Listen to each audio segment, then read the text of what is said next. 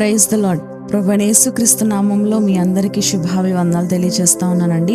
పరిశుద్ధ గ్రంథంలో నుంచి మత్తయి సువార్త 13వ అధ్యాయము 44వ వచనం ఒకసారి చదువుకుందాం. పరలోక రాజ్యము పొలములో దాచబడిన ధనమును పోలి ఉన్నది. ఒక మనుషుడు దాని కనుగొని దాచిపెట్టి అది దొరికిన సంతోషముతో వెళ్ళి తనకు కలిగినదంతయు అమ్మి ఆ పొలమును కొనును. గతించిన వీడియోస్ నుంచి మనము సిరీస్ ని ధ్యానం చేసుకుంటూ వచ్చాము.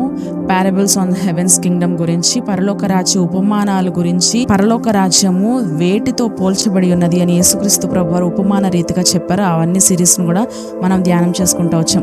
ఈ రోజున దాచబడిన ధనమును గురించి పరలోక రాజ్యము పోల్చబడి ఉన్నది అనే ఒక ఉపమానం గురించి మనము ఈ రోజున ధ్యానం చేసుకుంటా ఉన్నాం.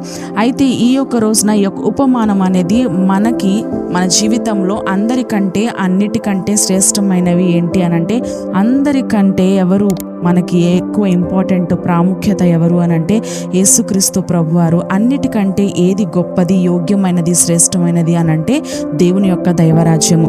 అయితే మనము మన యొక్క జీవితంలో యేసుక్రీస్తు ప్రభువారిని అనుసరించడానికి మనము అది ఒక బర్డన్ గా కాకుండా, ఒక భారంగా కాకుండా, యేసుక్రీస్తు ప్రభువారి నిమిత్తము శాశ్వతమైనటువంటి సంతృప్తినిచ్చే ఒక ఆనందంగా, ఒక హ్యాపీయెస్ట్ డెసిషన్ మనం తీసుకోవాల్సిన వారమై ఉన్నాము ప్రతి ఒక్కరం కూడా. ఇక్కడ మనం చూసినట్లయితే ఈ యొక్క వ్యక్తి కూడా తనకున్నదంతా కూడా విచారముతో అమ్మివేసినట్లుగా, లేదంటే వదులుకుంటున్నట్లుగా మనకి ఇక్కడ కనబడడు, కానీ ఎంతో ఆనందముతో ఆ యొక్క పనిని చేసినట్లుగా, తనకున్న సర్వస్వాన్ని వదులుకున్నట్లుగా మనం చూస్తూ ఉన్నాం.